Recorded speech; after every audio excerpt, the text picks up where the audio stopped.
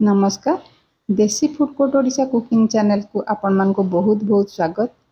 आज सुजी लड्डूर रेसिपी देखिए आपण भाभी पारे जे एते सहजरे कौन सुजीर लड्डू बनी पार ताहा भी एते कम घीरे ना आपण को बहुत समय धरी सुजी को भाजा पड़ो ना चीनी सिरा बनवा पड़ो ता भी बहुत ही कम समय कम घीरे आपण ये टेस्टी सुजीर लड्डू बन पारे।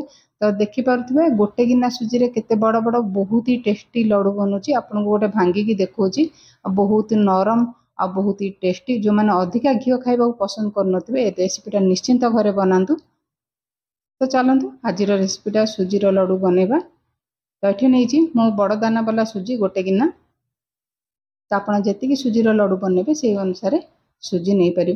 तो ये गोटे जगह नहीं जो थी सुजी को मुझे पकई नहीं आउ एठी देखि पार्थिबे फ्रेश नड़िया नहीं कोरेकी एटा अध गिनारू टिके अधिका हम।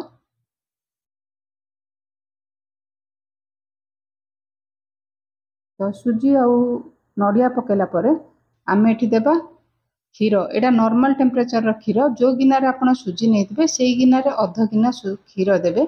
तो मुझे अध गिना क्षीर प्रथम मिसई तो सुजी आउ नड़िया को भलसे गोलेबा। तो कौन सुजी थाए अल्प क्षीर सोक करे आउ टिके एटा को सुजी थाए टिके अधिका क्षीर सोक करे मत लगे एटा टिके सुजीटा बहुत माने भलसे मिसलानी टाण हो। तो मुझे आउ टिके 2 ରୁ 3 चमच क्षीर ये पकई नहीं। तो आपणकर सुजी की जी क्षीर सोक कर से अनुसार क्षीर को आड करने। ये 10 ରୁ 20 मिनिट सुजी की छाड़ देती फुलवाई। तो देखिपे सुजी ये भलसे फुली जाइए। बेसी क्षीर देवेनि जोटा कि आपण सुजी क्षीर माने जो सुजी आ नड़िया पकई भलसे बाइंड हो पारनी अति पतला हो गले आपण रेसिपी भल हेनी। तो से अनुसार मापरे आप क्षीर देवे। तो देखिपे यहाँ सुजी आ नड़िया भलसे बाइंड हो पार्टी ये मो गुआ घी गरम होगापी बसई देती। तो रिफाइन तेल लड्डू बनइबेनि भल माने बास्ना भल दबनी।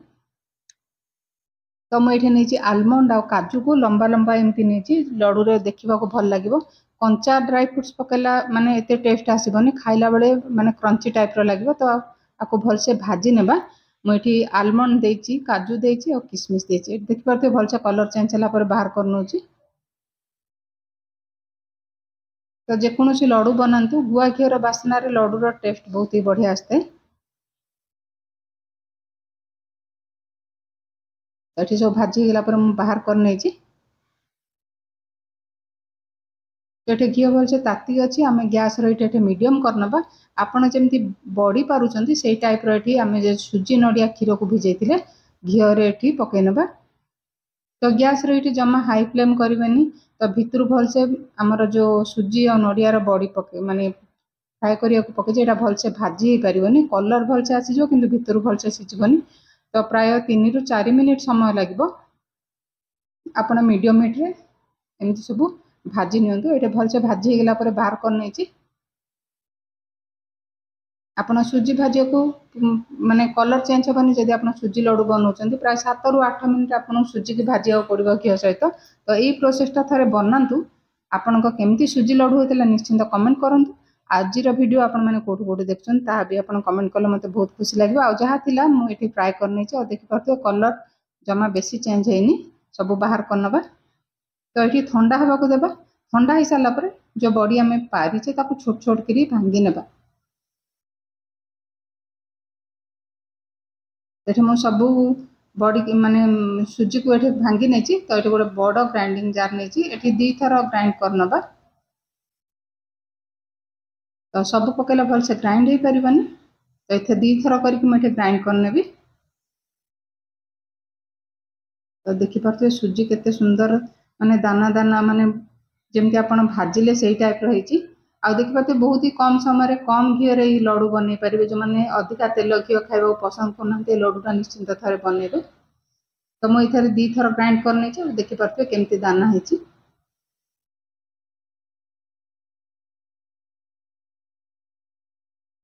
तो ये मुझे छोट ग्राइंडिंग जार जो गिनारे सुजी नहीं से गिनारे अध गिना चीनी नहीं। आपन जब मीठा कम खाइबा पसंद करें चीनी परिमाण टिके कम करके नहीं पारे। ये 5टा गुजराती देची चीनी सहित आम ग्राइंड करनबा। ये गुजराती चोपा सहित भी भलसे देखिपे ग्राइंड हो जाइए। आप चाहिए जो छेचिकी पकाउछन्ति चोपाटा भलसे माने छेची पारुनी तो ताको चोपा को फोपाड़ दउछन चीनी रे एमती जदी आपण ग्राइंड करबे तो चोपा सहित भी आसे तो भलो फ्लेवर दबो। तो चीनी के एठे पकै कि जो आमे सुजी की ग्राइंड करके रखितले ताको भल से मिसै नेबा।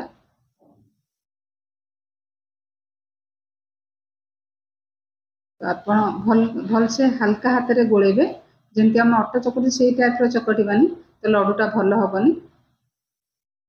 तो सुजी सहित चीनी भल से मिसी गलानी देखि पारथबे।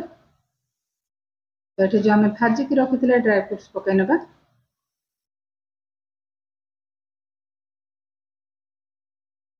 तो एठे गोटे चम्मच रु माने नॉर्मल टेम्परेचर रो खीर अधा चम्मच रु देखि पारथबे टिके खीर म एठे ऐड करछि बाइंडिंग पई। आ सुजी रो लडुटा भी बहुत नरम हबो भितरु बढ़िया लागिबो। तो बाइंड करिया पई एठे मु नेछि अल्प खीर। क्षीर पकेला पर भल से गोले नेबा। आ जो चीनी आमे मिसेचे ता देहरु भी पानी छाड़बा जमा अधिका क्षीर नेबेनी तो लडुटा माने पतला टाइप रो हबो माने गोटा गोटा लडुटा रहिबनी।